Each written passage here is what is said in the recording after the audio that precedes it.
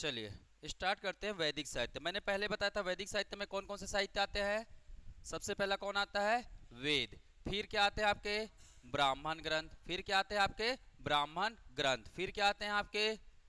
क्या आते हैं? अरण्यक। क्या आते हैं? अरण्यक। और क्या आते हैं? उपनिषद। और क्या आता है? उपनिषद आता है। ठीक है, तो चलिए हमने कल बात किया था, कल की क्लास में बात किया था किसके बारे में? वेद के बारे में। 4 वेद होते हैं। वेद त्रय किसे कहा जाता है?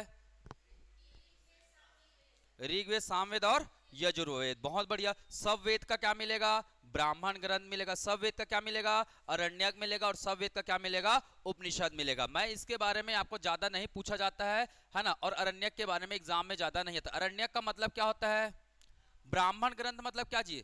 नाम से ही पता चल रहा है, ब्राह्मणों द्वारा वेद का अध्ययन करके उसे संकलित किया हुए साहित्य को बोला गया है क्या? ब्राह्मण ग्रंथ। तो सिंपल लिख सकते हैं, ब्राह्मणों के द्वारा लिखा गया है। ब्राह्मण या ऋषि मुनियों के द्वारा लिखा, सभी वैसे ऋषि मुनियों के द्वारा संकलित है, पर यह अपौरुषीय रूप में स्थापित है। ठीक है। अरण्यक, अरण्यक, अरण्य शब्द मतलब क्या होता है? अरण्य का मतलब क्या होता है? जंगल। अरण्य का मतलब क्या होता है? जंगल, है ना। तो ध्यान में रखेंगे, जंगल में, है ना, जंगल में मोक्ष प्राप्ति के लिए, मोक्ष प्राप्ति के लिए, प्राप्ति के लिए जो भी दार्शनिक, जो भी आध्यात्मिक, आध्यात्मिक है ना, आध्यात्मिक सिद्धांतों का क्या किया गया है?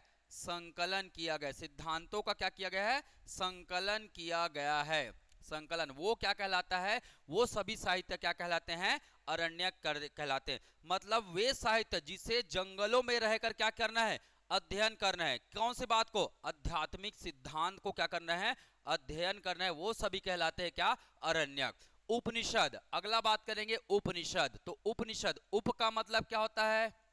उप हिंदी में पूछा जाता है भाई, उप प्रत्यय से क्या अभिप्राय है? उप प्रत्यय आता है। उप का मतलब क्या? उप मतलब क्या जी?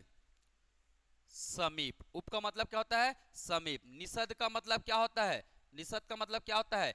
बैठना। निषद का मतलब क्या होता है? बैठना। तो समीप बैठना, वह साहित्य या वह ग्रंथ जो गुरु के समीप बैठकर, किसके समीप? गुरु के समीप बैठकर जिसका अध्ययन किया जाता है, वो सभी साहित्य क्या कहलाते हैं? उपनिषद कहलाते हैं। तो उपनिषद क्या है? गुरु के समीप, गुरु के समीप बैठकर, बैठकर क्या करना? अध्ययन करना। गुरु के समीप क्या करना? बैठकर जिस साहित्य का क्या किया जाता है? अध्ययन किया जाता है, उसे बोला जाता है क्या? उपनिषद। अब बात करेंगे उपनिषद के बारे में, थोड़ा सा डिटेल हम लोग करेंगे। ठीक है, चलिए मैं बता रहा हूं आपको थोड़ा सा उपनिषद के बारे में विस्तृत। ठीक है, अगर मैं आप लोगों को बताऊं उपनिषद, उपनिषद का वर्णन कहां है? ठीक है, कितने उपनिषद होते हैं? उपनिषद को प्रॉपर किसी पर्टिकुलर व्यक्ति ने नहीं बनाया हुआ है। ठीक है, ध्यान में रखेंगे। उपनिषद का अर्थ क्या हुआ? अर्थ बता दिया मैंने। उपनिषद से क्या अभिप्राय है? गुरु के समीप बैठकर अध्ययन करने वाले साहित्य को क्या बोला जाता है? उपनिषद कहा गया है। ठीक है, तो ये हो गया क्या इसका अर्थ। इसकी विषय वस्तु क्या है? विषय वस्तु क्या है? इसकी विषय वस्तु किसके बारे में बताया गया है? इसमें किसके बारे में बताया गया है? किसके बारे में बताया गया है? ब्रह्मा, आत्मा, परमात्मा, आत्मा, परमात्मा, संबंधित, संबंधित, है ना, संबंधित दार्शनिक सिद्धांतों का क्या किया गया है? वर्णन मिलेगा। दार्शनिक सिद्धांतों का क्या है? इसमें वर्णन है। ठीक है, सिद्धांतों का वर्णन है। तो ध्यान में रखिएगा, उपनिषद में क्या है?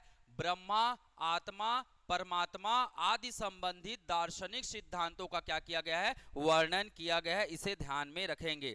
ठीक है, ब्रह्मा है ना। तो मूल उद्देश्य क्या है ना, इसमें मूल इसका है क्या? ये दार्शनिक सिद्धांत।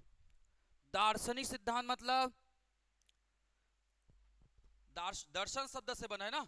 दर्शन शब्द से बना है क्या? दार्शनिक। दर्शन का मतलब क्या होता है? अनुभूति। जिसे मैं देख रहा हूं उसे मैं क्या करता हूं? अनुभव करता हूं। तो अनुभव करने के बाद जो चीजें बताई गई है वही इसका मुख्य सार है। दार्शनिक सिद्धांत मतलब यही होता है ना, किसी चीज को आपने देखा है, देखने के बाद क्या किया है? दर्शन शास्त्र पढ़ेंगे ना तो आपको सभी चीजें समझ में आ जाएगा। ठीक है, चलिए, तो दार्शनिक सिद्धांत इस पे वर्णित किया गया है। ठीक है, एक उपनिषद है, कितने उपनिषद है, उपनिषद की संख्या कितनी है, कितने उपनिषद है, उपनिषद की संख्या कितनी है, 108 उपनिषद बताए गए। कितने उपनिषद बताए गए हैं, 108 उपनिषद बताए गए हैं, ध्यान में रखना है इसे। ठीक है, ये कहाँ है, कहाँ वर्णन है, तो इसी का एक उपनिषद है, क्या, मुक्तिका, है ना, मुक्तिका उपनिषद। मुक्तिका उपनिषद में क्या बताया गया है, कुल उपनिषदों की संख्या कितनी है, कितना है जी, 108 उपनिषद है। याद रहेगा, कई बार प्रीलिम्स में डायरेक्ट फैक्ट में पूछा जाता है ना, उपनिषद कितने होते हैं, तो कितने उपनिषद है, 108 उपनिषद है। ठीक है, ध्यान में रखेंगे। अब इसका क्या किया गया है, कुछ उपनिषद किस में लिखे गए हैं, गद्य में लिखे गए हैं। कुछ उपनिषद किसने में लिखे गए हैं, गद्य व पद्य में लिखे, गद्य व पद्य में लिखे गए हैं, है ना। कुछ उपनिषद को आद्य गुरु शंकराचार्य ने, आद्य गुरु शंकराचार्य के द्वारा दिया गया, शंकराचार्य, आद्य गुरु शंकराचार्य, इनके द्वारा प्रतिपादित किया गया है कुछ उपनिषद, जिसकी संख्या कितनी है, 10 है, जिसकी संख्या कितनी है, 10 है। तो याद रखना, कुछ उपनिषद किसमें है, गद्य में है, जैसे कि केन नहीं, केन नहीं है, श्वेताश्वर, श्वेताश्वर, ईश, कंठ, ईश, कठ और मैत्रायनी, ये सब किस में लिखे गए हैं, मैत्रायनी। और ये सभी किसके उपनिषद है, ये सभी के सभी किसके उपनिषद है, कौन से वेद के उपनिषद है, बताइए कौन से वेद के उपनिषद है, सभी के सभी, ध्यान में रखेंगे। क्या क्या नाम बताया मैंने, श्वेताश्वर, कौन सा, श्वेताश्वर, ईश, कठ, मैत्रायनी, ये सभी के सभी किसके उपनिषद है, यजुर्वेद के है, किसके है, यजुर्वेद के उपनिषद है। और यजुर्वेद के उपनिषद में ही याद कीजिए, हमने बताया था वो किस में लिखा गया है, गद्य और पद्य में लिखा गया। तो उसका गद्य वाला भाग कौन सा है, श्वेताश्वर, ईश, कठ और मैत्रायनी, ये सभी किस में लिखे गए हैं, गद्य व पद्य में लिखे गए। प्रश्न उपनिषद, प्रश्न उपनिषद, केन उपनिषद, ठीक है, प्रश्न और केन उपनिषद, ये किस में लिखे गए हैं, गद्य और पद्य में लिखे गए हैं। जो एग्जाम में ज्यादातर पूछा जाता है ना, उन्हीं के बारे में मैं चर्चा कर रहा हूं, है ना। तो गद्य व पद्य में कौन लिखा गया है, प्रश्न व केन उपनिषद लिखे गए हैं, ध्यान में रखिएगा। ये किसके उपनिषद है, प्रश्न किसके उपनिषद है, बिल्कुल सही, किसका है, अथर्ववेद का है, किसका है ये, अथर्ववेद का। केन किसका है, केन किसका है, सामवेद का है, केन किसका है, सामवेद का उपनिषद है, ध्यान में रखेंगे। श्वेताश्वर, ईश, कठ, मैत्रायनी ये यजुर्वेद के हैं, प्रश्न और केन किसके हैं, सामवेद के उपनिषद है। ठीक है, इसे बिल्कुल ध्यान में रखना है। ठीक है, चलिए, नोट कर रहे हैं क्या, जल्दी से नोट कर लीजिए इसे, नाम याद करना भाई, यहां से कैसे क्वेश्चन आते हैं मैं बिल्कुल इन चीजों को बताऊंगा। हाँ, केन सामवेद का है, कठ है, कठ काठक, कठ काठक यजुर्वेद का है, कठ और काठक किसके है, यजुर्वेद के उपनिषद है। ठीक है, ध्यान में रखना। ठीक है, केन मैं लिखा देता हूं, चलिए कुछ कुछ मैं लिखा देता हूं आपको, बिल्कुल ध्यान में रहेगा। ठीक है, चलिए, जो मेन है उसी को ध्यान में रखना। अगर मैं बात करूंगा यजुर्वेद के उपनिषद, तो यजुर्वेद का उपनिषद बता दिया मैंने, कौन कौन से बताया, जल्दी बताइए, कौन कौन से बताया, श्वेताश्वर, कठ, ईश, मैत्रायनी, ये सब किसके हैं, मैत्रायनी और तैत्रीय, तैत्रीय, तैत्रीय उपनिषद, ये सब किसके हैं, यजुर्वेद के उपनिषद है। सामवेद का मेनली कौन कौन सा है, सामवेद, सामवेद का सबसे इंपॉर्टेंट उपनिषद कौन सा है, छांदोग्य उपनिषद, छांदोग्य उपनिषद, केन उपनिषद, ठीक है, जैमिनीय उपनिषद, ठीक है, केन उपनिषद, जैमिनीय उपनिषद। ठीक है, तो ये सब किसके हैं, सामवेद के हैं।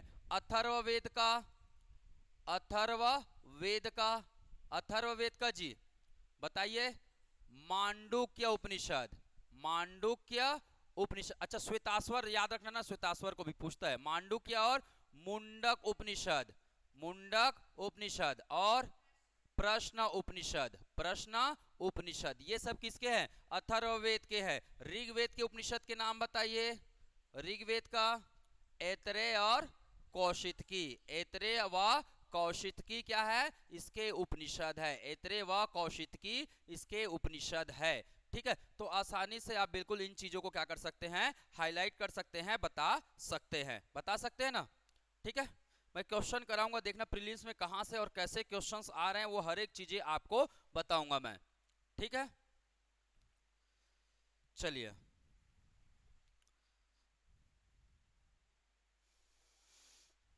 नोट करिए फटाक से। हो गया?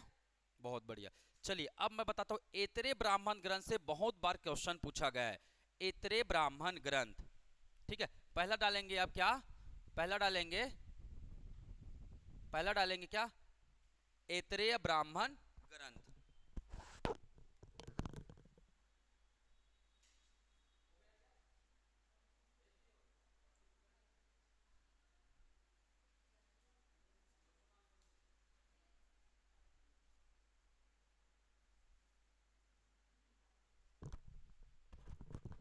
चलिए आपको पूरे हर चीज के बारे में मैं बता देता हूं आप लोगों को। ठीक है, ध्यान में रखिएगा इसे।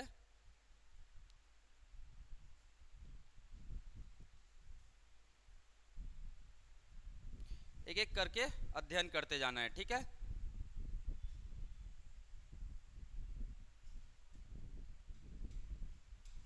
चलिए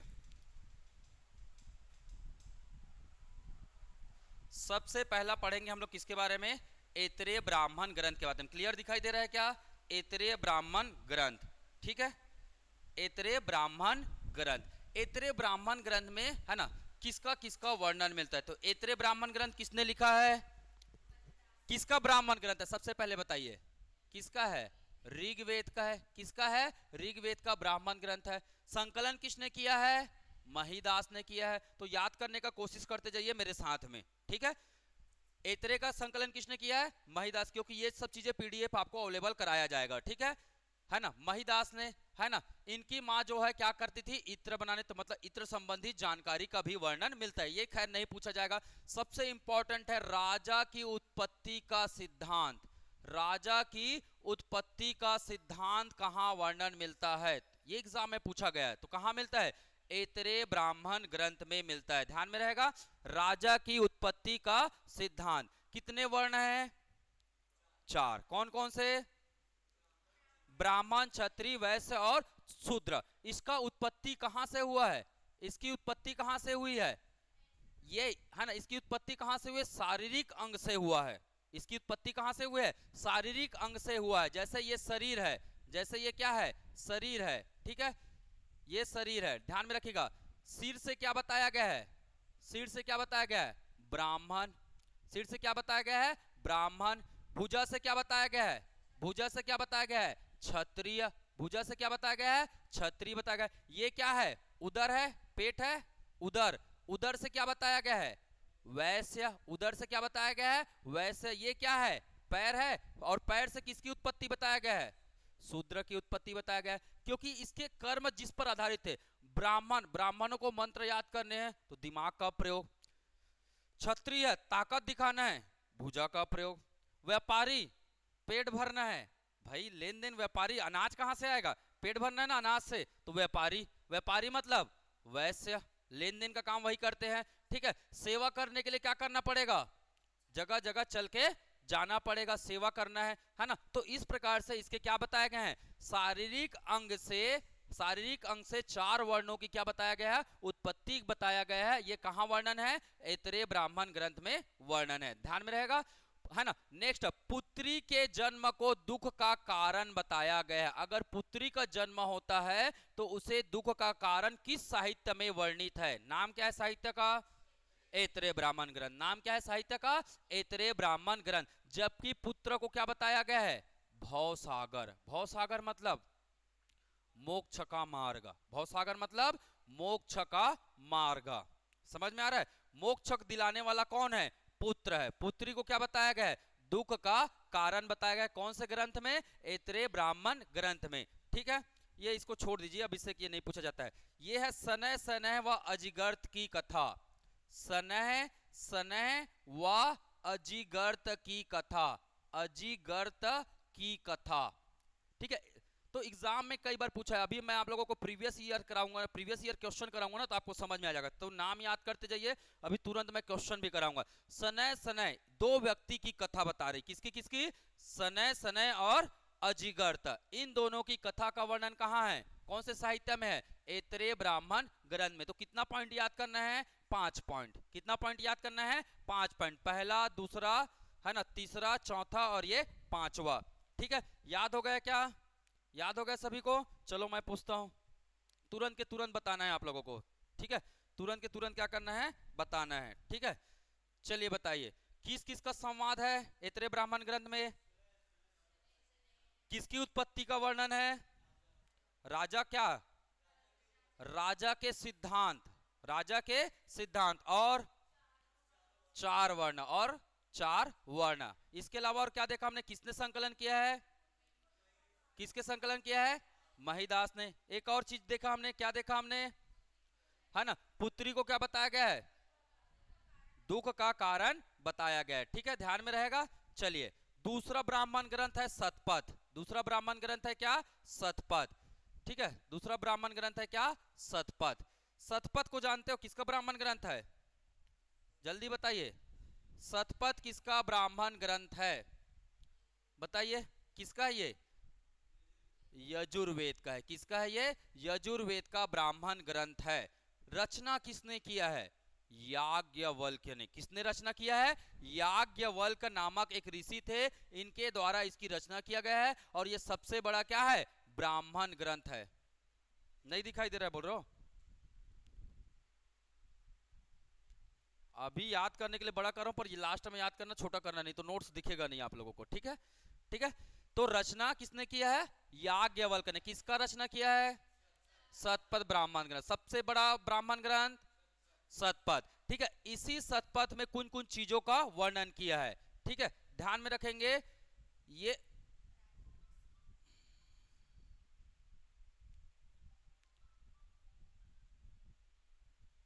चलो छोड़िए, मैं लिख दे रहा हूं, राजसु यज्ञ। कौन सा यज्ञ?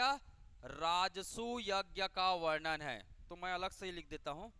ठीक है, शतपथ ब्राह्मण ग्रंथ, शतपथ ब्राह्मण ग्रंथ किसने रचना किया है? किसने रचना किया है? याज्ञवल्क्य ने। याज्ञवल्क्य ने क्या किया? इसका रचना किया है। ठीक है, किसके बारे में वर्णन है इसमें? किसके बारे में वर्णन मिलता है? राजसु यज्ञ। किसके बारे में वर्णन है? राजसु यज्ञ का क्या मिलेगा आपको? वर्णन मिलेगा। ठीक है, ध्यान में रखना है। अगला, राजसु यज्ञ होता क्या है? राजसु यज्ञ होता क्या है? बताइए, राजसु यज्ञ क्या होता है? हाँ बोलो। नहीं। हाँ।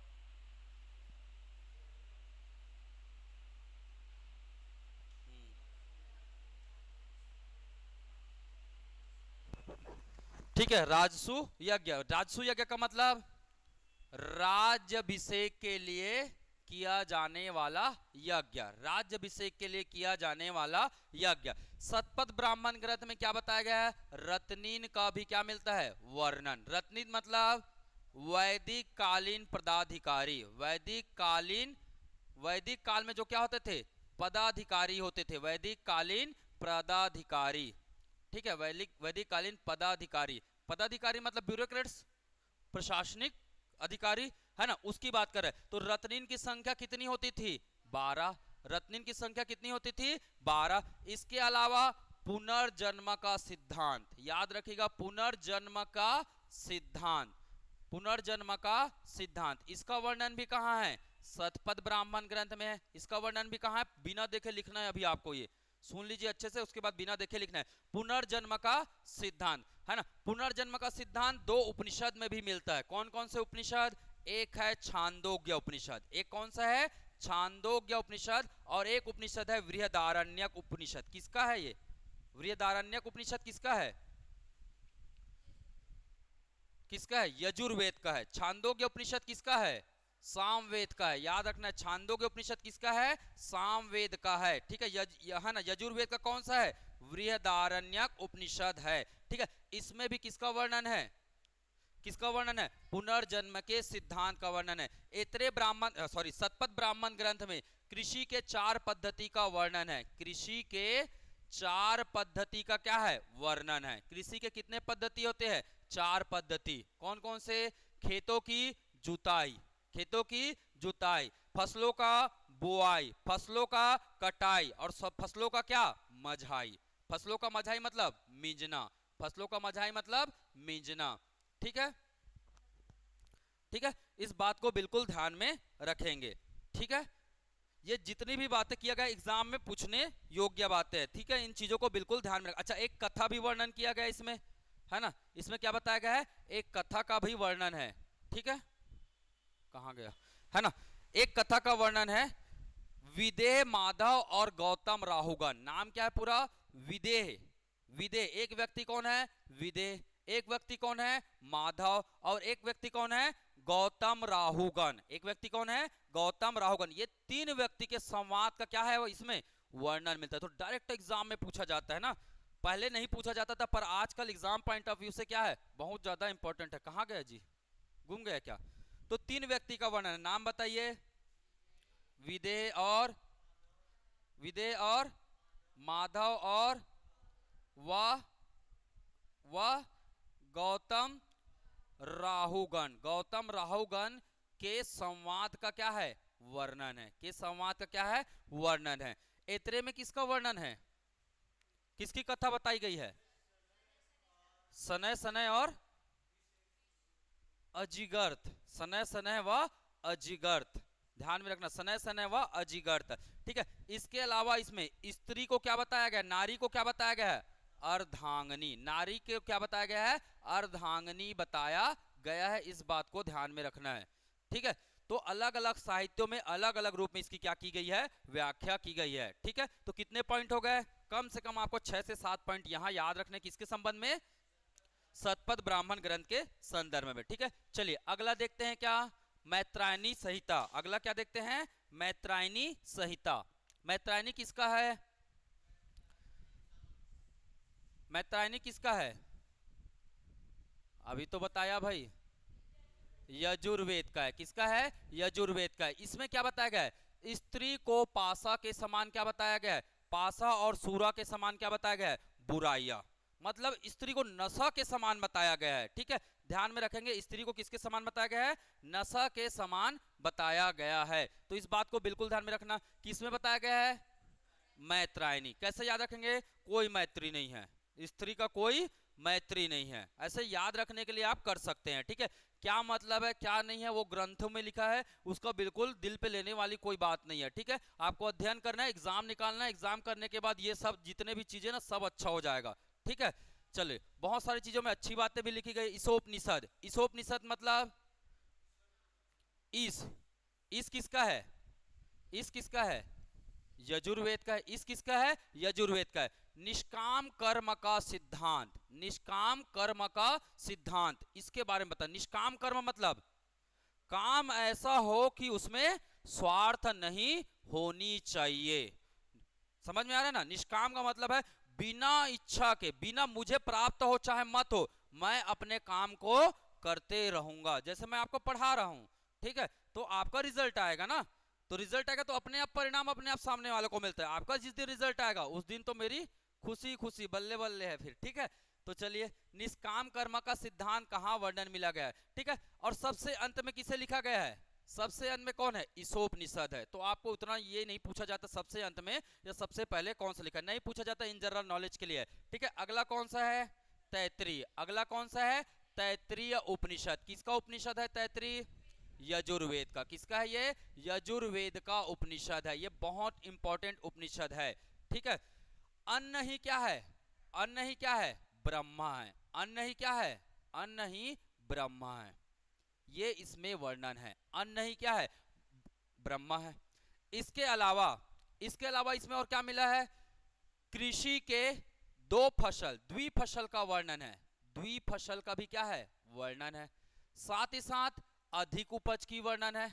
अधिक उपज का क्या है? वर्णन है। ठीक है, साथ ही साथ क्या है इसमें? अधिक उपज का वर्णन है। साथ ही साथ इसमें क्या लिखा गया है? और कृषि संबंधित मंत्र है, तो कीटनाशक मंत्रों का भी उल्लेख है। कीटनाशक मंत्रों का उल्लेख है। कीटनाशक मतलब अगर कीड़ा हो गया है तो उसके लिए भी मंत्र बताए गए हैं, उसके लिए भी उससे संबंधित, मतलब फसलों में कीड़े लगते थे, फसल 2 बार होते थे, ये सब जानकारी, और फसल द्विफसल होते थे, अधिक फसल होती थी, है ना, वर्षा से ही मुख्य खेती होती थी, ये सब जानकारी किसमें मिलेगा आपको? तैत्तिरीय उपनिषद में मिलेगा। किसमें मिलेगा? तैत्तिरीय उपनिषद। मतलब फसल संबंधित जानकारी कहां मिलेगा? तैत्तिरीय उपनिषद में मिलेगा। अगला कौन सा है? कठोपनिषद। एग्जाम में पूछा गया था ये कठोपनिषद। कठोपनिषद में क्या बताया गया है? यम व नचिकेता का आत्मा से संबंधित वार्तालाप को बताया गया। 2 व्यक्ति का नाम याद रखना। किसका किसका? यम व नचिकेता। उन लोग आत्मा पर क्या कर रहे थे? संवाद कर रहे थे, चर्चा कर रहे थे। वो किसमें है? कठोपनिषद में। वो किसमें है? कठोपनिषद में। कठोपनिषद भी किसका उपनिषद है? किसका उपनिषद है? यजुर्वेद का उपनिषद है। ठीक है, तो याद हो रहा है धीरे धीरे। ठीक है, चलिए अगला बात करते हैं। आत्मा को क्या बताया गया है? आत्मा को पहला पॉइंट है क्या? यम नचिकेता। बस इतना याद रखो, यम नचिकेता का वर्णन किसमें है? कठोपनिषद में है। आत्मा को क्या बताया गया है? ब्रह्मा। आत्मा को क्या बताया गया है? ब्रह्मा। किसमें? किसमें? कठोपनिषद में। किसमें बताया गया है? कठोपनिषद में बताया गया है। ठीक है, चलिए अगला क्या है? मुंडकोपनिषद। किसका उपनिषद है? किसका उपनिषद है? अथर्ववेद का है। किसका उपनिषद है? अथर्ववेद का उपनिषद है। ठीक है, ध्यान में रखेंगे। कई बार एग्जाम में हुआ है। हमारा भारत का राष्ट्रीय जो आदर्श वाक्य, क्या नाम है? सत्यमेव जयते। सबको पता है। कहां से लिया गया है? मुंडकोपनिषद से लिया गया है। ठीक है, दूसरा महत्वपूर्ण पॉइंट, यज्ञ। यज्ञ, जो यज्ञ करते हैं ना, उसको क्या बताया गया है? टूटी हुई नौका के समान बताया गया है। और टूटी हुई नौका से कभी भी नदी को पार कर सकते हैं क्या? नहीं कर सकते। जिस प्रकार यज्ञ, जिस प्रकार, मतलब आप समझिएगा, नाव, अगर नाव से आप क्या पार कर रहे हैं? नदी या समुद्र पार कर रहे हैं, कर पाएंगे क्या? नहीं कर पाएंगे। उसी प्रकार यज्ञ से आप मोक्ष की प्राप्ति नहीं कर सकते हैं। मतलब लिखा है भव सागर को पार नहीं किया जा सकता है, अर्थात आत्मा और परमात्मा से मुक्ति नहीं मिलेगी आपको। समझ में आ रहा है ना? तो आप बिल्कुल, आपका अगर कर्म अच्छा रहेगा तो कर्म ही वो चीज है जो हमारे आत्मा की क्या करता है? शुद्धिकरण करता है। यज्ञ वगैरह से नहीं होने वाला। ठीक है, यज्ञ वगैरह से नहीं होने वाला। ये किसमें वर्णन है? मुंडकोपनिषद में वर्णन है। क्लियर? ध्यान में रहेगा। इसके बाद एमसीक्यू करेंगे, आपको फटाफट क्लियर हो जाएगी चीजें। ठीक है, एक एक लाइन में। मांडुक्य उपनिषद। मांडुक्य उपनिषद, ये है मांडुक्य, है मांडक्य हो गया है, मांडुक्य उपनिषद। ठीक है, सबसे छोटा क्या है? उपनिषद है, उतना जरूरी नहीं है। सबसे लास्ट में कौन सा उपनिषद लिखा गया है? ईशोपनिषद। कौन सा लिखा गया है? ईशोपनिषद। निष्काम कर्म का सिद्धांत किसमें है? निष्काम कर्म का सिद्धांत किसमें है?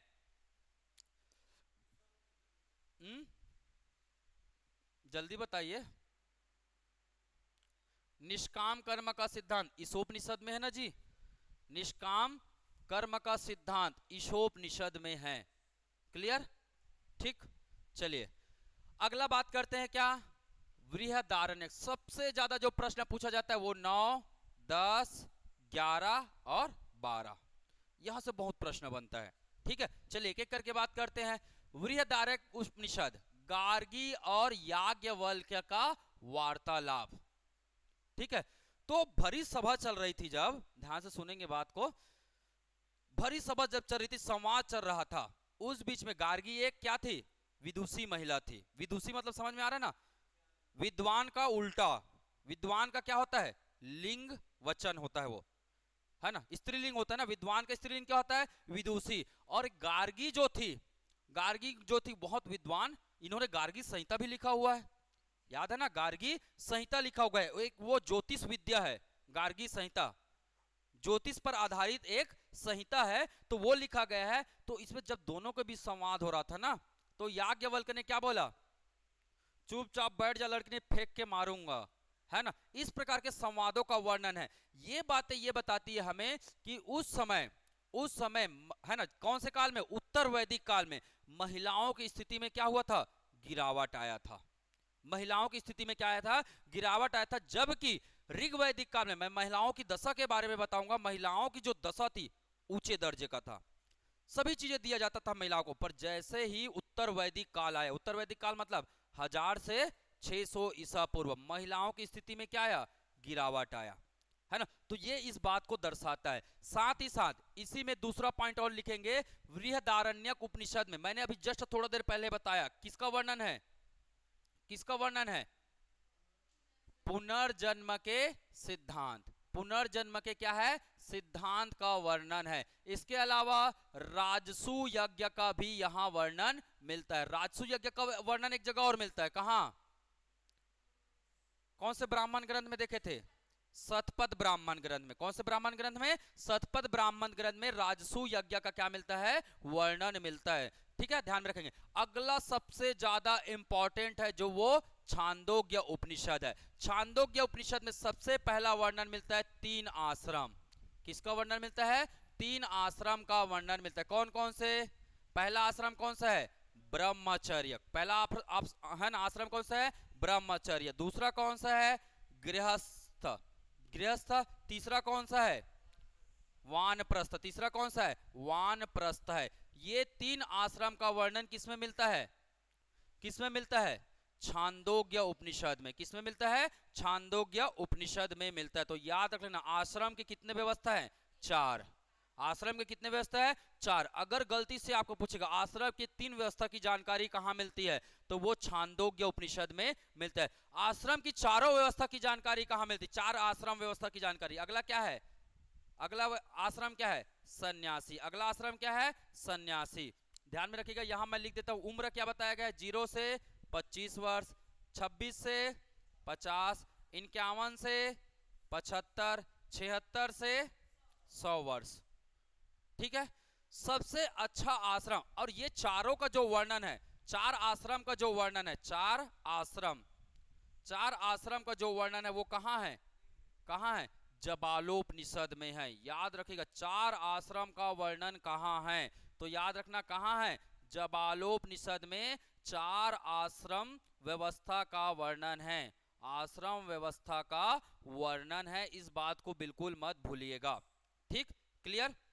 चलिए अगला बात करते हैं। इतना ध्यान में बैठा क्या, तीन आश्रम का वर्णन छांदोग्य में, चार आश्रम का वर्णन जबालोपनिषद में, बहुत बार पूछा गया है। ठीक है, ध्यान में रखेगा। चलिए, सबसे इंपॉर्टेंट उपनिषद कौन सा है, छांदोग्य उपनिषद। क्यों, नाम से ही पता चला, सबसे प्राचीनतम और क्या है, ये सबसे बड़ा है। तो वैल्यू तो रखेगा, सबसे पुराना है और साथ ही साथ सबसे बड़ा है। छांदोग्य उपनिषद किसका उपनिषद है, जल्दी बताइए, छांदोग्य उपनिषद किसका उपनिषद है, सामवेद का उपनिषद है।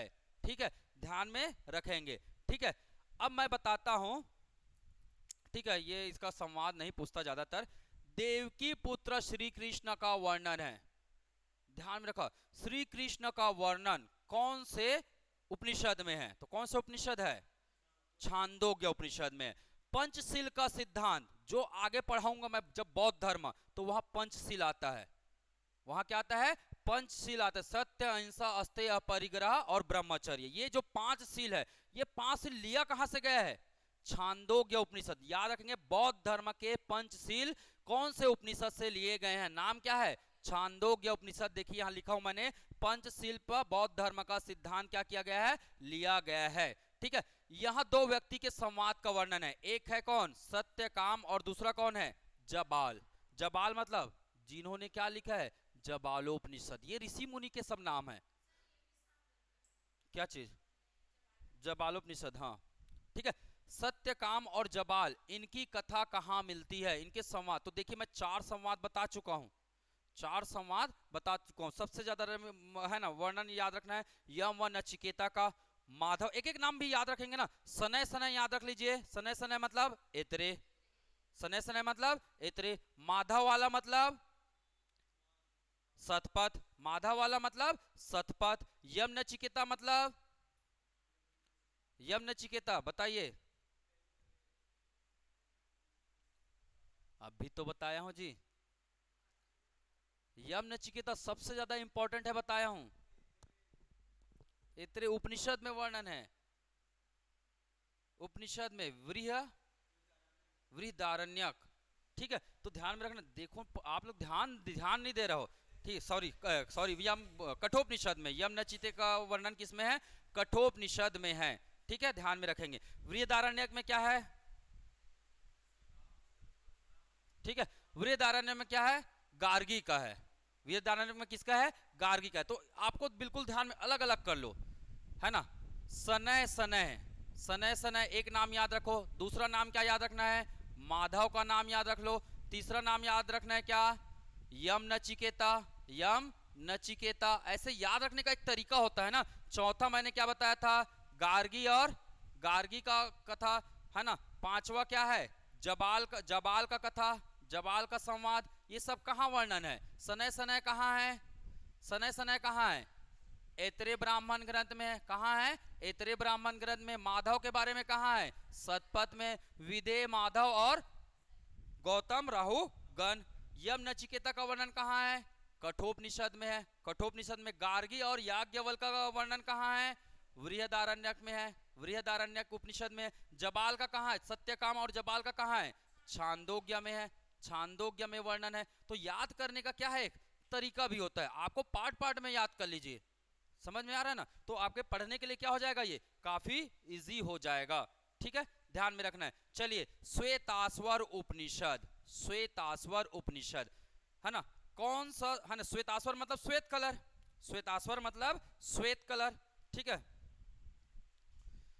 यहां मैं अलग से लिख दे रहा हूं श्वेताश्वर, वहां पे हौच पौच हो जा रहा है। श्वेताश्वर, श्वेताश्वर नाम से पता चल रहा है श्वेत कलर।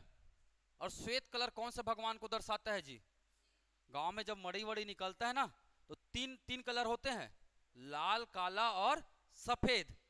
तो श्वेत, श्वेत कौन से कलर को दर्शाएगा, श्वेत कौन से कलर को दर्शाता है, अरे तीन कलर का तो होता है। मतलब कौन से देवता को समर्पित है वो श्वेत कलर। लाल कलर हनुमान जी के लिए होता है, काला कलर काली माता के लिए होता है, सफेद कलर शिव जी के लिए होता है। तो श्वेताश्वर किसको समर्पित है, रुद्र देवता को समर्पित है। रुद्र देवता मतलब, रुद्र देवता मतलब भगवान शिव समर्पित है।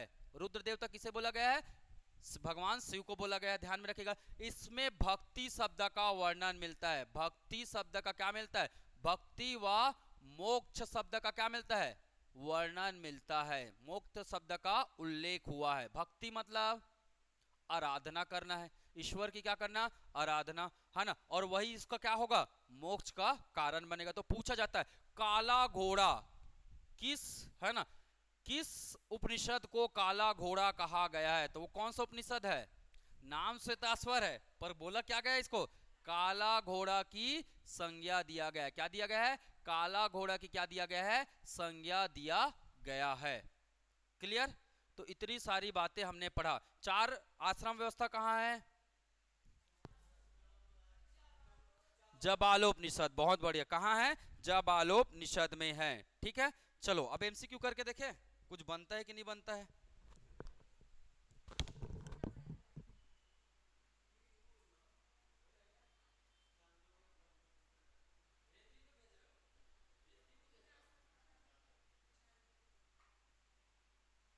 तो इतनी बातें समझ में आया क्या,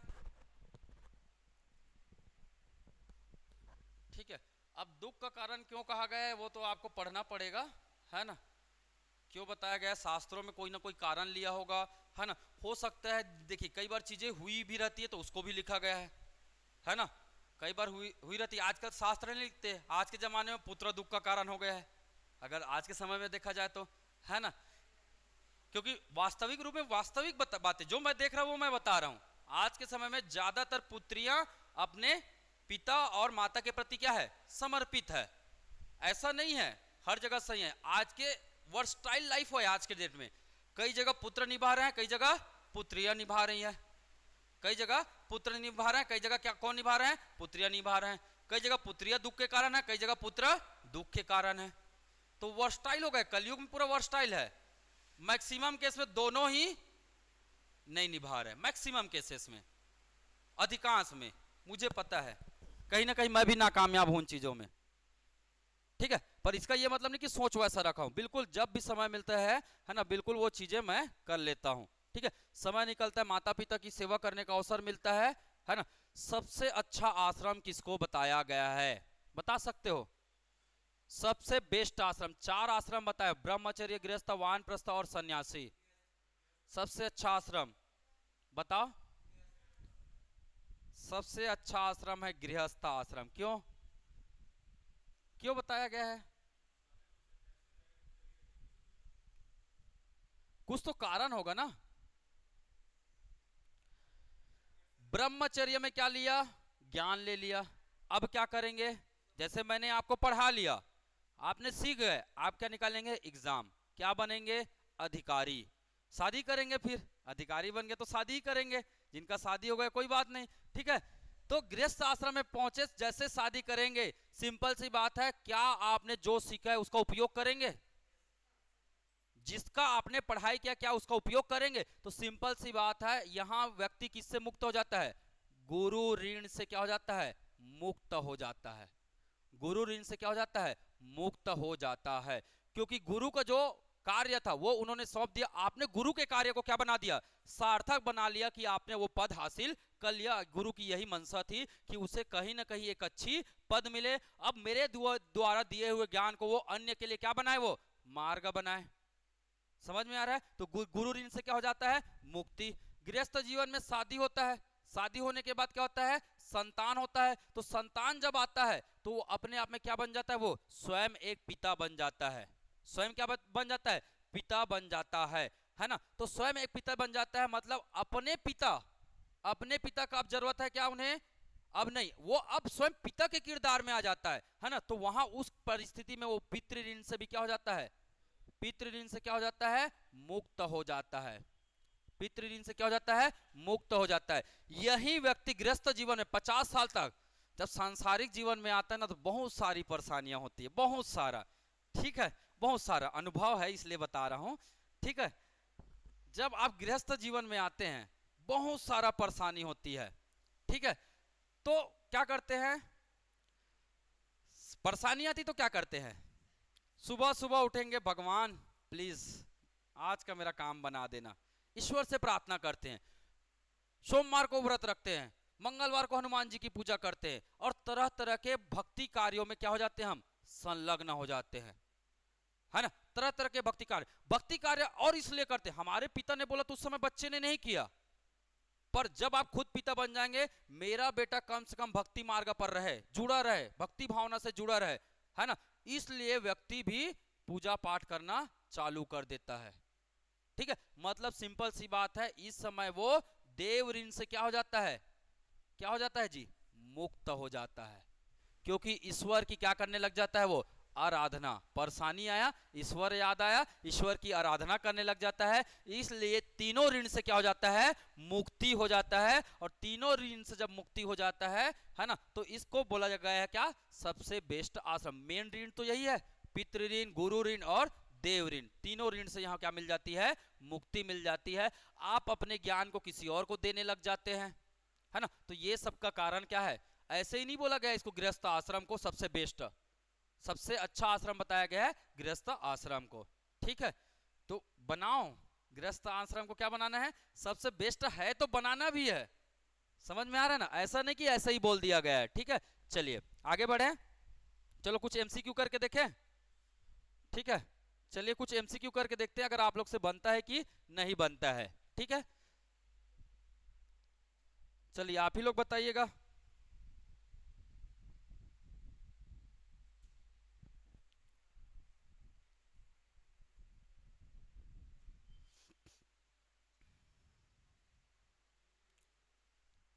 ठीक है, चलिए पहला क्वेश्चन बताइए।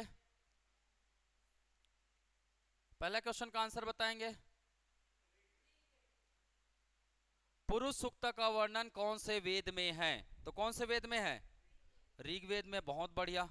पुरुष सूक्त का वर्णन कौन से वेद में है? ऋग्वेद में है। नेक्स्ट क्वेश्चन, ऋग्वैदिक संस्कृत में खालिस्तान मंत्रों का एक संग्रह है 1028, और 1028 में क्या है? 1028 में कौन कौन सा है? साकल और क्या है? बालखिल्य है। साकल और बालखिल्य। साकल में कितने मंत्र है? कितने सूक्त हैं? 1017 सूक्त है। यहाँ कितने हैं? 11 सूक्त का वर्णन है। वास्कल है क्या? वास्कल अस्तित्व में नहीं है, ठीक है, गुम गया है वो, ठीक है। चलो, निम्नलिखित में कौन सा वेद आंशिक रूप से गद्य है? बताओ, आंशिक रूप से गद्य कौन है?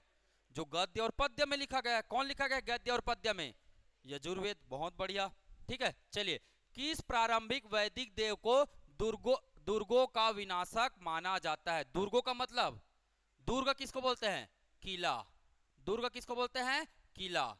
किला का विनाशक कौन से देवता को माना गया है? प्रारंभिक वैदिक काल। प्रारंभिक वैदिक मतलब, प्रारंभिक वैदिक मतलब ऋग्वेद की बात कर रहा है। ऋग्वैदिक काल, ऋग्वेद की बात कर रहा है। ऋग्वेद में या ऋग्वैदिक काल में किसको किलों को तोड़ने वाला बताया गया है? किसको बताया गया है? इंद्र। ठीक है, किसको बताया गया है? इंद्र। और इंद्र के लिए शब्द यूज किया गया है क्या? पुरंदर। और पुरंदर का मतलब होता है क्या? दुर्गों का, दुर्गों का भंजक। दुर्गों का भंजक। भंजक या विनाशक, भंजक या विनाशक। क्लियर? ध्यान में रखेंगे, दुर्गों का भंजक या विनाशक। जो क्वेश्चन नहीं पता कोई बात नहीं, आगे से बना लेंगे ना। पुरंदर किसके लिए कहा गया है? इंद्र के लिए कहा गया है। ध्यान में रखेंगे। इंद्र, इंद्र प्रारंभिक वैदिक काल का क्या होता था? सर्व प्रमुख देवता होता था। सर्व प्रमुख क्या होते थे? देवता होते थे। ध्यान में रखेंगे। क्यों होते थे, क्या होते थे, मैं हर एक चीजें रीजन में बताऊंगा। उपनिषद निम्न में से माना जाता है। उपनिषद निम्न में से माना जाता है। वेद बोला जाता है, वेद है, पुराण है, वेदांत है, प्रोक्त में से कोई नहीं। बताइए। वेद का अंतिम भाग बताया तो था जी, वेद का अंतिम भाग। तो क्या बोलेंगे इसको? अंतिम भाग मतलब वेदांत। वेद धन अंत, वेद का अंत भाग, वेदांत ही कहेंगे ना इसको। तो याद रखना, उपनिषद को क्या संज्ञा दिया गया है? वेदांत कहा गया, वेद का अंतिम भाग कहा गया है। ऋग्वेद के गायत्री मंत्र के रचयिता बताइए, कौन है? विश्वामित्र है। ठीक है, विश्वामित्र है। गायत्री मंत्र निम्नलिखित में से किस वेद में है? किस में है? ऋग्वेद में है। कौन से मंडल में है? कौन से मंडल में है? थर्ड मंडल में। थर्ड मंडल के संकलन किसने किया है? विश्वामित्र ने किया है। चलिए आगे देखते हैं। किस स्थल की खुदाई से भारत में लोहे के उपयोग का प्राचीनतम प्रमाण प्राप्त हुआ है? ये पढ़ा चुका हूं मैं। कहां से है? कहां से है? अतरंजी खेड़ा। कहां से है? अतरंजी खेड़ा से है। ऑनलाइन वालों को भी जवाब देना होगा भाई, कहां से है? अतरंजी खेड़ा से है। Next, next. निम्न में से किस वेद में पुरुष सूक्त सम्मिलित है? पुरुष सूक्त। ऋग्वेद। कौन से मंडल? कौन सा मंडल? 10वां मंडल। पुरुष सूक्त में क्या है? पुरुष सूक्त में किसका वर्णन है? 4 वर्णों का वर्णन है। 4 वर्णों का वर्णन मिलता है, शूद्र शब्द का उल्लेख मिलता है। पुराणों की संख्या कितनी है? 18 पुराण है। पुराणों की संख्या कितनी है? 18 पुराण है। इसके विषय वस्तु क्या है? इसके विषय वस्तु क्या है मैं बताऊंगा, अभी तो बताऊंगा ना मैं, टेंशन मत लो। गायत्री मंत्र निम्नलिखित में से किस वेद में संकलित है? ऋग्वेद में। ये जितने भी प्रश्न है ना पूरा प्रीवियस ईयर है, मैं पूरे प्रीवियस ईयर प्रश्न उठा के लाया हूं। ठीक है, ध्यान में रखिएगा।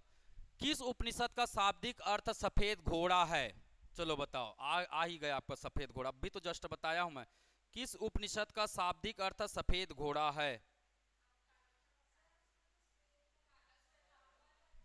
अच्छा, काला घोड़ा बोल दिया था क्या मैं? सफेद घोड़ा है जी, काला घोड़ा नहीं। सफेद घोड़ा किसका है? इनमें से किसी का नहीं है। किसका नाम है? चलिए नेक्स्ट। पुनर्जन्म के सिद्धांत का प्रतिपादन है किस उपनिषद में है? किन उपनिषद में? किस उपनिषद में है? बृहदारण्यक और छांदोग्य उपनिषद में क्या है? क्या है? पुनर्जन्म के सिद्धांत का वर्णन है। ठीक, चलिए अगला बताइए। चलिए, इसके बारे में तो आप लोग पढ़े नहीं है। ठीक है, चलो सुमेलित करो। ऋग्वेद का संबंध किससे है? ऋग्वेद का संबंध किससे है? ऐत्रेय से है। तो 1 का सी, 1 ए का क्या है? ये कैसे बना है भाई? सी का क्या है? एक है। सी का कौन सा है? एक है। मिल गया आपका आंसर। गोपद, गोपद किसका है? अथर्ववेद का। कभी भी ये वाला ना सबसे इजी प्रश्न होता है, घबराना मत कभी भी। देखो मैंने एक को मिलाया, सब आंसर बन गया मेरा। ठीक है, गोपद किसका किसका ब्राह्मण ग्रंथ है? अथर्ववेद का। ठीक है, सतपथ किसका ब्राह्मण ग्रंथ है? यजुर्वेद का है। ये पंचविश किसका है? सामवेद का। पंचविश, षडविश, तांडव, जैमिनी, ये सब किसका है? लिखना है तो लिख लो भाई। पंचविश, पंचविश, षडविश, षडविश, तांडव, तांडव, जैमिनी, जैमिनी, ये सब किसके ब्राह्मण ग्रंथ है? सामवेद के ब्राह्मण ग्रंथ है। ध्यान में रखेंगे, ये सब किसके ब्राह्मण ग्रंथ है? सामवेद के ब्राह्मण ग्रंथ है। ठीक है, ध्यान में रखेंगे इसे। और कल मैं पूरा पूछूंगा, पूरा पढ़ के आना है भाई। ठीक है, चार वेदों में से किस एक में जादुई माया और वशीकरण का वर्णन है? कौन सा वेद है?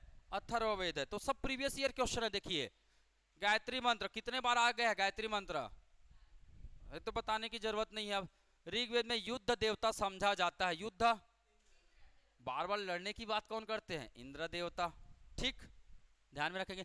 त्रय नाम है तीन वेदों का, धर्म, संघ, युद्ध का, हिंदू धर्म के तीन देवताओं का, तीन मौसमों का, तीन वेदों का है। ठीक, बहुत बढ़िया। अध्यात्म ज्ञान के विषय में नचिकेता और यम का संवाद उपनिषद में प्राप्त है। कौन सा उपनिषद है? यम और नचिकेता। बताओ बताओ। बृहदारण्यक में किसका वर्णन है? बृहदारण्यक में किसका है? गार्गी व याज्ञवल्क्य, याज्ञवल्क्य का वर्णन है। इस ऋषि का वर्णन है। छांदोग्य में, छांदोग्य में सत्यकाम व जबाल, सत्यकाम व जबाल के संवादों का वर्णन है। कठोपनिषद में यम व नचिकेता, यम व नचिकेता का वर्णन है। यम व नचिकेता का वर्णन है। केन उपनिषद में, केन उपनिषद के संवाद को छोड़ दीजिए। ठीक है, तो हमारा आंसर क्या हो गया? प्रीवियस ईयर है। देखिए आया है ना। ठीक है, आप उठा के देखना। मैं ईयर अभी मेंशन नहीं कर पाया हूं, जल्दी में क्वेश्चन उठाए हैं इसलिए। ठीक है, नहीं तो आपको मिल जाएगा पूरे क्वेश्चन। ठीक है, उपनिषदों का मुख्य विषय है सामाजिक दर्शन विधि। अभी तो बताया दार्शनिक सिद्धांत है, इसमें दर्शन है। ठीक है, आर्य शब्द इंगित करता है निर्जाति समूह को, भाषा समूह को, श्रेष्ठ वंश को, यायावरी जन को। श्रेष्ठ वंश को श्रेष्ठ, कुलीन, अभिजात्य, है ना, ये सब उसके लिए यूज किया गया है। उत्तम, है ना। वैदिक साहित्य में मोक्ष की चर्चा मिलती है, मोक्ष की चर्चा मिलती है। अभी तो बताया जी मोक्ष, मोक्ष की चर्चा कहाँ है? उपनिषद में। कौन सा उपनिषद? श्वेताश्वर तो बताया, श्वेताश्वर। भगवान शिव को याद करो, मोक्ष मिलेगा। ठीक, श्वेताश्वर उपनिषद। ठीक है, बोगज कोई महत्वपूर्ण है क्योंकि, बताइए क्यों महत्वपूर्ण है? यह मध्य एशिया एवं तिब्बत के मध्य एक महत्वपूर्ण व्यापारिक केंद्र था। व्यापारिक केंद्र था क्या? जी नहीं। यहाँ से प्राप्त अभिलेखों में वैदिक देवता देवी देवताओं का नाम उल्लेख है। हाँ बिल्कुल है। कौन कौन से नाम उल्लेख है? इंद्र, वरुण, मित्र और नासक्य, ये चार देवताओं का उल्लेख कहाँ मिलता है? बोगज कोई अभिलेख में मिलता है। ठीक, चलिए नेक्स्ट। निम्नलिखित में से किसका संकलन ऋग्वेद पर आधारित है? किसका संकलन ऋग्वेद पर आधारित? कौन है? सामवेद है ना। सामवेद में कितने हैं? 1875 मंत्र है, जिसमें से 1800 मंत्र कहां से लिया गया है? ऋग्वेद से लिया गया। इसके स्वयं के कितने मंत्र हैं? 75 मंत्र है। इनके स्वयं के कितने मंत्र हैं? 75 मंत्र है। चलिए, ऋग्वेद का कौन सा मंडल पूर्णतः सोम को समर्पित है? कौन सा मंडल है? कौन है? नौवां मंडल। नौवां मंडल सोम देवता, सोम है ना। सोम पीने का जो क्या है? पेय पदार्थ है। पीने का क्या है? एक पेय पदार्थ है। वनस्पति देवता, सोम देवता, ये सब यही कहलाते, सोम देवता। ठीक, नवा मंडल पढ़ाया था मैं। चलिए, ऋग्वेद संहिता का नवा मंडल पूर्णतः किसको समर्पित है? अगेन क्वेश्चन रिपीट हो गया। क्या आएगा? इंद्र और उनके हाथी को, ये तो बिल्कुल नहीं है। उर्वशी और स्वर्ग को, ये भी नहीं है। पौधे और जड़ी बूटियां, तो बिल्कुल जड़ी बूटी का बिल्कुल नहीं है। सोम और पेय पर नामाकृत देवता। हमारा आंसर क्या हो गया? नवा मंडल सोम देवता को वर्णित है। नवा मंडल सोम देवता है ना जी, अभी तो जस्ट बताया। सोम पेय पदार्थ और वनस्पति, उससे जो भी पेय पदार्थ बन रहे हैं वो सबका वर्णन है। ठीक है, ऋग्वेद में गायत्री मंत्र के रचयिता कौन है? विश्वामित्र। कितने बार रिपीट हो गया क्वेश्चन देखो। ठीक है, अवेस्ता और ऋग्वेद में समानता है। अवेस्ता किस क्षेत्र से संबंधित है? बताइए, मैं पढ़ा चुका हूं मैं इसको, बताइए। जेंदावेस्ता, बताइए। जेंदावेस्ता और ऋग्वेद में क्या है? समानताएं हैं, बताया था मैं। जेंदावेस्ता और ऋग्वेद में समानताएं हैं। और जेंदावेस्ता कहाँ का ग्रंथ है? ईरान का है। अवेस्ता बोलो या जेंदा अवेस्ता बोलो, अवेस्ता बोलो या जेंदा अवेस्ता बोलो, जेंदा अवेस्ता। ये कहाँ का ग्रंथ है? ये एक पारसी ग्रंथ है। कहाँ का? ईरान का। ठीक, ध्यान में रखेंगे। और दोनों में क्या पाई गई है? समानता पाई जाती है। तो ये मैं पढ़ाया भी हूं, बिल्कुल। मैं हर एक जितना क्वेश्चन कराऊं ना, हर एक चीजें पढ़ा चुका हूं मैं, एक भी क्वेश्चन नहीं छूटा है। आप नहीं पढ़े होंगे तो नहीं बनेगा भाई, मैं कुछ नहीं कर सकता। निम्नलिखित में से वेदांग नहीं है, ये नहीं पढ़ाया मैं। वेदांग कितने हैं? कितने वेदांग है? 6 वेदांग है। कौन कौन से? शिक्षा, कल्प, निरुक्त, निरुक्त, छंद, व्याकरण और ज्योतिष। कल मैं इसका डिटेल बताऊंगा। ठीक है, कल मैं इसका क्या बताऊंगा? डिटेल बताऊंगा। शिक्षा, कल्प, निरुक्त, छंद, व्याकरण और ज्योतिष। ध्यान में रखिएगा। शिक्षा, शिक्षा की उत्पत्ति का शरीर के किस अंग से माना गया है? शिक्षा की उत्पत्ति प्रश्न पूछा जाता है। शिक्षा की उत्पत्ति शरीर के किस अंग से माना गया है? नाक से। कल्प मतलब, कल्प मतलब हाथ। निरुक्त मतलब जी, निरुक्त मतलब कान, निरुक्त मतलब कान। छंद मतलब, छंद मतलब पिंगला का छंद शास्त्र, इंपॉर्टेंट है। पिंगला का छंद शास्त्र, नाम याद रख लेना, है ना। छंद शास्त्र किसका है जी? पिंगला का छंद शास्त्र, पिंगला का छंद शास्त्र। ये एग्जाम में पूछा जाता है, पूछा भी गया है। यूपीएससी में तो आ चुका है, ये सीजीपीएससी में आना बाकी है, कब आएगा पता नहीं, पर आएगा। ठीक है, याद करके रखे रहो। छंद शास्त्र किसका प्रसिद्ध है? पिंगला का छंद शास्त्र प्रसिद्ध है। मैं पूरा डिटेल कराऊंगा, नो डाउट, है ना। ठीक है, छंद, है ना, चतुष्पदी बोलते हैं इसी को। छंद को क्या बोलते हैं? चतुष्पदी बोला जाता है। ठीक है, छंद की उत्पत्ति कहां से बताया गया है? शरीर के पैर से। व्याकरण कहां से बोलते हैं? व्याकरण कहां से बोलते हैं? मुंह से। ज्योतिष, ज्योतिष, ज्योति कहां से दिखता है? आंख से। ज्योतिष कहां से है? आंख से है। तो आप कुछ मत कीजिए, याद करने का तरीका बताता हूं मैं। चित्र बनाइए। क्या बनाइए? चित्र बनाइए। ये सब बनाना जरूरी है। ठीक है, ये नाक है और ये मुंह है, ये टोबो बन गया, टोबो। ठीक, कुछ मत कीजिए, याद करने का तरीका बता रहा हूं। आप ये बना लिए, क्या करना है? कान मतलब, कान मतलब निरुक्त। कान मतलब न से खत्म हो रहा है, न से खत्म हो रहा है तो निरुक्त। ठीक है, नाक मतलब सूंघ सूंघ के क्या लेना है? शिक्षा लेना है। सूंघ सूंघ के क्या लेना है? शिक्षा लेना है। मुंह से क्या बोलेंगे? मुंह से क्या बोलेंगे? व्याकरण। मुंह से क्या बोलेंगे? व्याकरण। किसको देखते हैं? ज्योतिष को देखते। ज्योति को देखते हो आप लोग, ऐसा याद रख लो, ऐसे ही याद रखा, है ना। ज्योति को देखते हो करके। ठीक, कितने हो गए? 4 हो गए। हाथ मतलब, हाथ मतलब हाथ मतलब कल्प, हाथ मतलब कल्प। ठीक है, पैर मतलब छंद। बस इतना ही तो करना था। ये पिक्चर बना लो, याद कर लो, कितना आसान हो जाएगा। ठीक है, टेटकू मेटकू, ठीक है ना, आसान। ठीक, तो अब बताइए वेदांग नहीं है, कौन नहीं है वेदांग?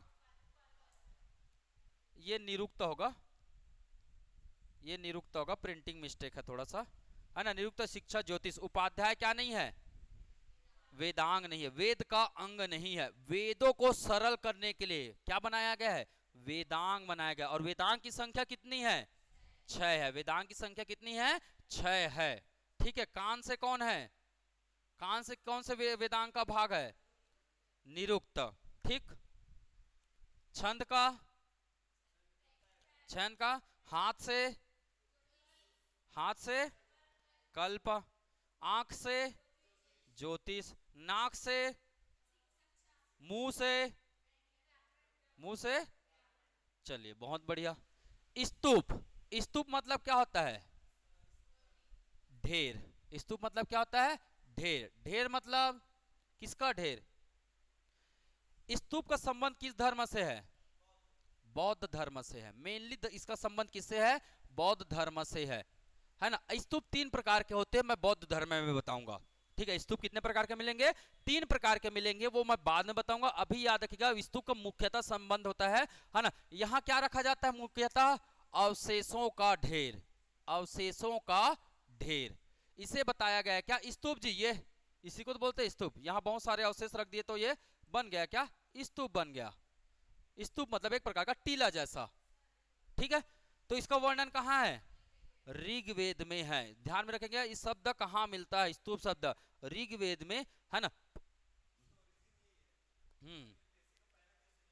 यूपीएससी का पहला क्वेश्चन था कब का जी? इसी साल का? नहीं है, बौद्ध धर्म से नहीं है। स्तूप शब्द जो सबसे पहले आया कहां से है? ऋग्वेद। और सबसे प्राचीनतम वेद कौन है? ऋग्वेद ही तो है। ठीक, यूपीएससी का पहला क्वेश्चन है बोलते तो बन जाएगा, कोई टेंशन वाली बात नहीं है। निम्न में से किस वेद में पुरुष सूक्त का सम्मिलित है? ये तो कचड़ा हो गया अब, है ना। ठीक है, निम्नलिखित में से प्रस्थानत्रयी में शामिल नहीं किया गया है। प्रस्थानत्रयी में, प्रस्थानत्रयी में कौन शामिल नहीं है? उपनिषद शामिल होता है, ब्रह्म सूत्र शामिल होता है और गीता शामिल होता है। ये तीनों मिलकर क्या कहलाते हैं? प्रस्थान त्रयी कहलाते हैं। ध्यान में रखेंगे, प्रस्थान त्रयी। ठीक है, मनुस्मृति, मनुस्मृति नहीं कहलाता। मनुस्मृति, मनुस्मृति क्या है? क्या है? हा? जीवन संबंधित, क्या बताया गया इसमें? जीवन संबंधित नियम। क्या बताया गया है? जीवन संबंधित नियम का वर्णन। नियम मतलब जी कानून। नियम मतलब क्या? कानून। किसने रचना किया है? मनु ने किया। स्मृति, स्मृति है ना, मनु स्मृति। जीवन संबंधित नियमों का उल्लेख है। भारत का मनु किसे कहते हैं? भीमराव अंबेडकर को कहा जाता है। क्यों? क्योंकि भारत के कानून बनाने का सर्वश्रेष्ठ योगदान किसका माना जाता है? भीमराव अंबेडकर का। इसीलिए मनुस्मृति से उसकी तुलना किया, क्योंकि मनुस्मृति भी क्या है? एक नियम ही है, कानून है। मनुस्मृति भी एक कानून है और संविधान भी क्या है? एक कानून है। और प्रारूप समिति के अध्यक्ष कौन थे? भीमराव अंबेडकर थे। और प्रारूप समिति उस समय का सबसे बड़ा और सबसे महत्वपूर्ण क्या था? समिति था। किस समय का? जब संविधान निर्माण हो रहा था उस समय का सबसे इंपॉर्टेंट समिति था। ठीक है, इस बात को ध्यान में रखिए। तो प्रस्थान त्रय याद रख सकते हैं। प्रस्थान त्रय में कौन कौन होंगे? उपनिषद, ब्रह्मसूत्र और गीता, भगवत गीता। भगवत गीता का वर्णन कहाँ है? भगवत गीता का वर्णन कहाँ है? महाभारत में। जय संहिता किसको बोलते हैं? जय संहिता किसका नाम है? महाभारत की ही है जय संहिता। सबसे बड़ा महाकाव्य बताइए भारत का, सबसे बड़ा महाकाव्य। नाम में ही महाभारत लिखा है। सबसे बड़ा महाकाव्य जिसमें 1 लाख से अधिक क्या है? श्लोक का वर्णन है। ठीक, मैं पढ़ाऊंगा अभी, डोंट वरी, घबराओ मत भाई। हर एक चीजें क्या करूंगा मैं? पढ़ाऊंगा।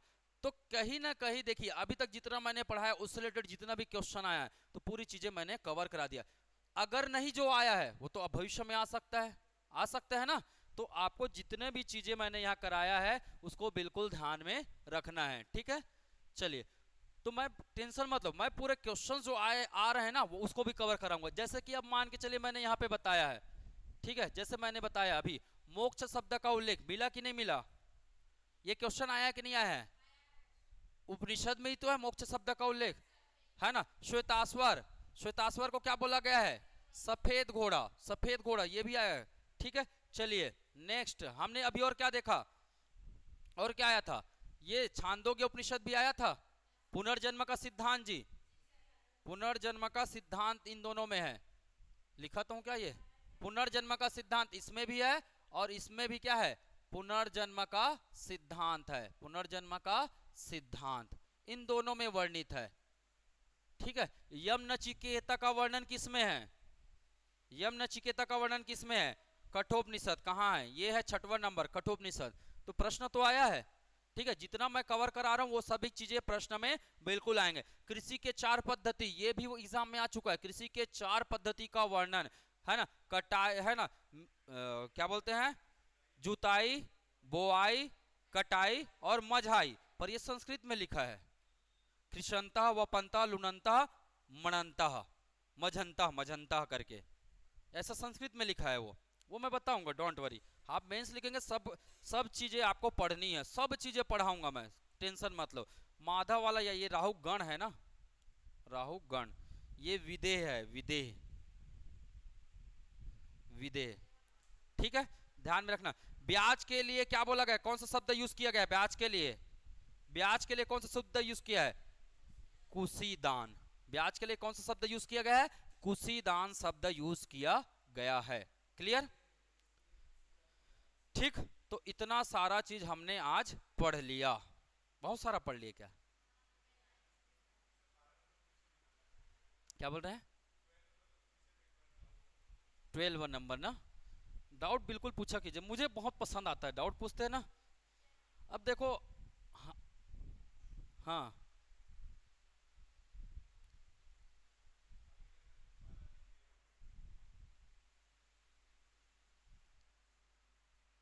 ये नहीं है। कौन से किस में डाउट है? 11? ये भी नहीं है। एक पीछे,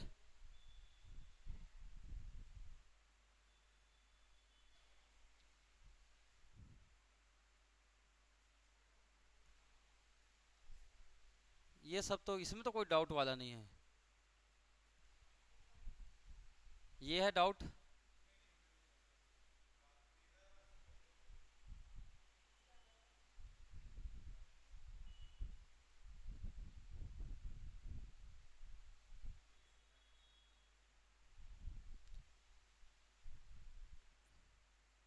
देख लीजिए किस में डाउट है।